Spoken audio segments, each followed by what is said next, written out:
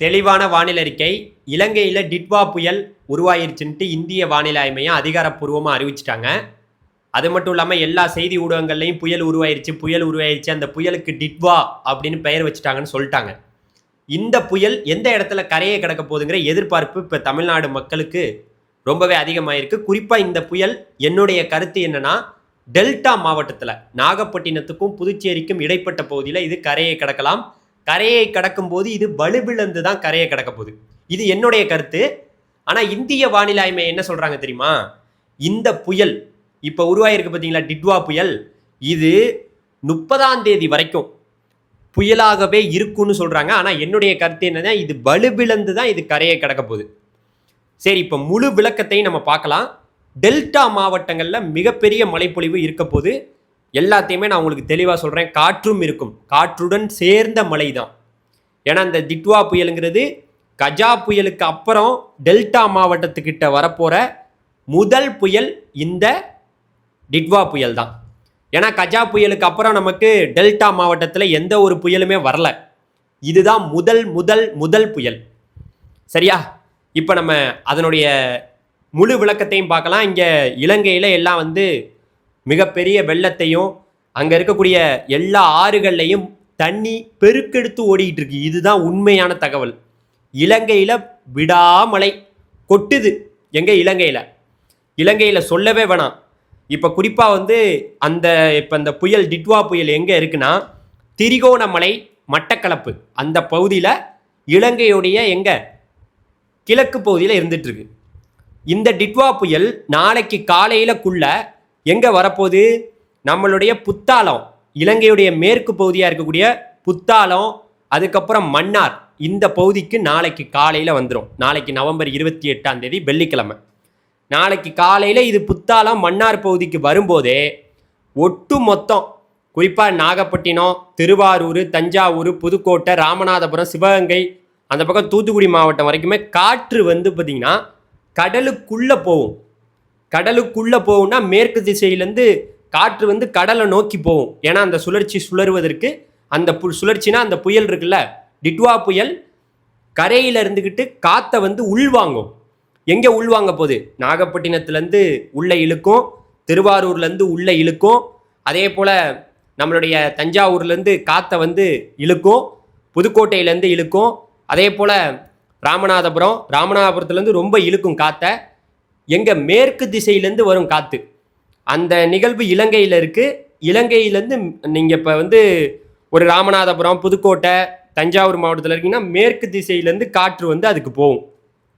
தஞ்சாவூர், திருவாரூர், அப்புறம் நாகப்பட்டினம், இந்த புதுக்கோட்டை மாவட்டம் வரைக்கும் வடக்கு திசையிலேருந்து காற்று அந்த இலங்கையில் இருக்கக்கூடிய புயலுக்கு போகும். இப்போ என்ன சொன்னேன்? நாளைக்கு காலையில் இது இந்த புயல் எங்கே வந்துடும்? புத்தாலம் மன்னாருக்கு வந்துடும்.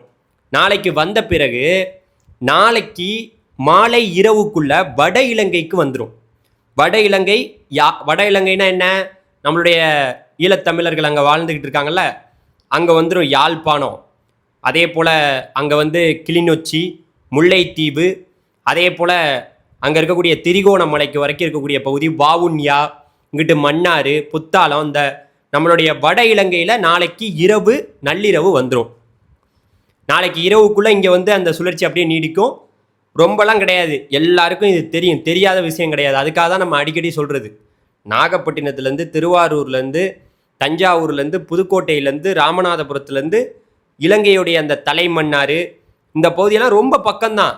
ஒரு 50 கிலோமீட்டர், ஒரு 60-70 கிலோமீட்டர் தூரத்தில், 100 கிலோமீட்டர் தொலைவில் தான் இருக்குது. அதனால் இந்த நிகழ்வே யாழ்ப்பாணம் தரை மீது யாழ்ப்பாணம், கிளிநொச்சி, முல்லைத்தீவு, மன்னார், அதே போல் வாவுன்யா, அதே போல் அங்கே இருக்கக்கூடிய வாவுன்யா, புத்தாலம் பகுதியிலே அந்த கரையிலேயே சுத்த போகுது. எப்போ? நாளைக்கு மாலை, நாளை இரவு வரக்கூடிய நிகழ்வு நாளைக்கு இரவு முழுக்க அங்கேயே இருக்க போகுது.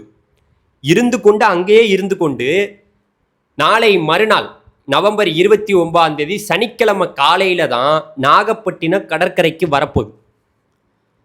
சரியா? நாகப்பட்டினம் கடற்கரையை அப்போ தான் அது நெருங்கும். நாளைக்கெல்லாம் மிகப்பெரிய மழைப்பொழிவு நம்மளுடைய நாகப்பட்டினம், நம்மளுடைய தஞ்சாவூர், திருவாரூர், புதுக்கோட்டை, இந்த பகுதியிலலாம் கூடுதலான மழை இருக்கும். ஏன்னா இது ரொம்ப நெருக்கமாக இருக்குல்ல. கடல் பகுதி, இலங்கையை ஒட்டிய பகுதியில் இருக்கக்கூடிய நம்ம டெல்டா மாவட்டங்களில் மிகப்பெரிய ஒரு சேதத்தை, மழை சேதத்தை கொடுக்க போகுது.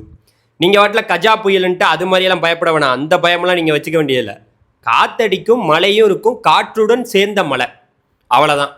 ரொம்ப எச்சரிக்கையோடு இருக்கணும். ஒரு மாடு, ஆடு இதெல்லாம் வச்சுருந்தீங்கன்னா கொஞ்சம் பாதுகாப்பான இடத்துல கட்டி வச்சுக்கோங்க. வயலில் இருக்கக்கூடிய தண்ணீர்லாம் வந்து அப்புறப்படுத்தி வெளியில் திறந்து விடுங்க. ஏன்னா வெள்ளம் வந்துடும்.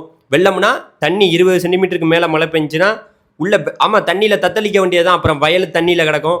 தாழ்வான பகுதியில் உள்ளவங்க தயவுசெய்து கொஞ்சம் வேறு ஏதாவது முகாம்கள்லாம் அமைச்சிருந்தாங்கன்னா அங்கெல்லாம் போய் தங்கிக்குங்க. ஏன்னா அந்த லெவலுக்கு இந்த கஜா புயலுக்கு அப்புறம் வரக்கூடிய ஒரு தீவிரமான நிகழ்வு இந்த நிகழ்வு தான். சரியா? இதுக்கப்புறம் இது வந்து நம்ம சொல்கிறோம் என்னென்னா, நாகப்பட்டினத்துக்கும் புதுச்சேரிக்கும் இடைப்பட்ட பகுதியிலே இது கரையை கடப்பதற்கான வாய்ப்பு ரொம்ப அதிகமாக இருக்குங்கிறது தான் என்னோட கணிப்பு. நம்ம இந்திய வானிலை ஆய்வு என்ன சொல்கிறாங்கன்னா, இது புயலாகவே வந்து பார்த்தீங்கன்னா அங்கே சென்னை வரைக்கும் போகும்னு சொல்கிறாங்க. நான் என்ன சொல்கிறேன்னா, இது வலுவிழந்து அப்புறம் போகும், அப்படியே கரையிலேயே போகும். நாகப்பட்டினம், மயிலாடுதுறை, கடலூர், புதுச்சேரி, அப்படியே விழுப்புரம், செங்கல்பட்டு, சென்னை வரைக்குமே அங்கிட்டு ஆந்திரா வரைக்கும் அப்படியே வலுவிழந்து சுழற்சியாக அதுக்கப்புறம் இது வந்து தாழ்வு பகுதியாகவே அப்படியே போவதற்கான வாய்ப்பு இருக்குது. அவ்வளோதான். இது புயலாக அங்கே வரைக்கும் போகிறதுக்கான வாய்ப்பு தெரியல. எனக்கு பார்க்கையில் அப்படி தெரியல.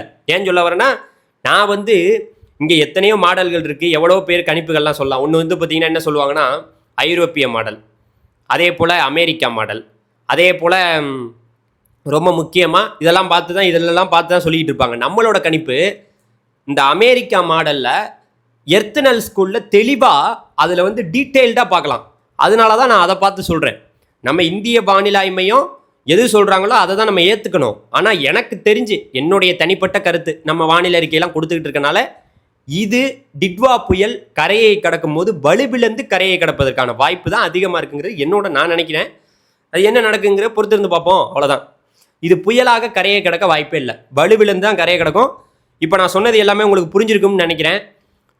நாளைக்கு வந்து இலங்கையுடைய இப்போ கிழக்கு பகுதியில் நிலவிட்டு இருக்கக்கூடிய இந்த டிட்வா புயல் நாளைக்கு காலையில் மன்னார், அதுக்கப்புறம் வந்து பார்த்திங்கன்னா புத்தாலம் பகுதிக்கு நாளைக்கு காலையில் வந்துடும். நாளைக்கு காலையில் வந்து ஒரு மிகப்பெரிய மழைப்பொழிவை கொடுத்து கொண்டே வரும். காற்றையும் நம்மளுடைய டெல்டா மாவட்டங்கள்லையும் தென் மாவட்டங்கள்லேருந்து படிப்படியாக உள்ளே இழுக்கும். உள்ளே இழுத்து தான் அது சுழல முடியும். அப்போ தான் சுழண்டு கொண்டே அப்படியே அடுத்து வந்து நாளைக்கு மாலையிலலாம் வந்து பார்த்திங்கன்னா இது எங்கே வந்துடும், நம்மளுடைய வட இலங்கைக்கு வந்துடும். யாழ்ப்பாணம், கிளிநொச்சி இந்த பகுதிக்கு வந்துடும். அங்கேயே நாளைக்கு நைட்டு ஃபுல்லாக அங்கே தான் இருக்கும். நாளை மறுநாள் சனிக்கிழமை தான் வந்து பார்த்திங்கன்னா இது எங்கே வரப்போகுது, நாகப்பட்டினம் கடற்கரைக்கு, நாகப்பட்டினத்துக்கும் புதுச்சேரிக்கும் இடைப்பட்ட பகுதியில் கரையில் ஏரியே அப்படியே வந்து மயிலாடுதுறை அப்படியே ஓரத்தில் அந்த கடற்கரை ஓரத்துலேயே அப்படியே கடலூர், அப்படியே புதுச்சேரி, அப்படியே விழுப்புரம், அப்படியே செங்கல்பட்டு, அப்படியே சென்னை வரைக்கும் அப்படியே வலுவிழந்து போகும். எப்போ? நாளை மறுநாள். அப்படி தான் வானிலை படங்கள் காட்டுது. சரியா? ரொம்ப ரொம்ப பாதுகாப்பாக இருங்க. கஜா புயலுக்கு அப்புறம் நம்மளுடைய டெல்டா மாவட்டத்துக்கு வந்திருக்கக்கூடிய முதல் நிகழ்வு இந்த டிட்வா புயல் தான். சரியா? ரொம்ப பாதுகாப்பாக இருங்க. இதுக்கு மேலே நான் எதுவும் சொல்ல விரும்பலை. இது எந்த லெவலுக்கு இப்படி இது வடக்கே போகிற மாதிரி தான் காமிக்குது. இந்த பக்கம் வந்து சில நிகழ்வுகள் எப்போவுமே நமக்கு வந்து இங்கிட்டு வங்கக்கடல்லேருந்து வந்துச்சுன்னு வச்சுங்களேன், அரபிக்கடல் போகும். அப்படியே ஏறுனுச்சுன்னா டெல்டா வழியாக அப்படியே தென் மாவட்டம் நம்ம உள்ளே போயிடும். அப்படியே திண்டுக்கல் வழியாக அங்கிட்டு போய் கேரளாலேருந்து அங்கிட்டு கடற்கரையில் அங்கிட்டு இறங்கும். ஆனால் இது அப்படி பார்க்கையில் அப்படி இறங்குற மாதிரி தெரியல. இது வடக்கே தான் போகிற மாதிரி இருக்குது. அதனால் என்னுடைய கருத்தை நான் உங்களுக்கு சொல்லியிருக்கேன். வீடியோ இன்னொரு முறை கூட பாருங்கள். இதுதான் என்னுடைய கருத்து.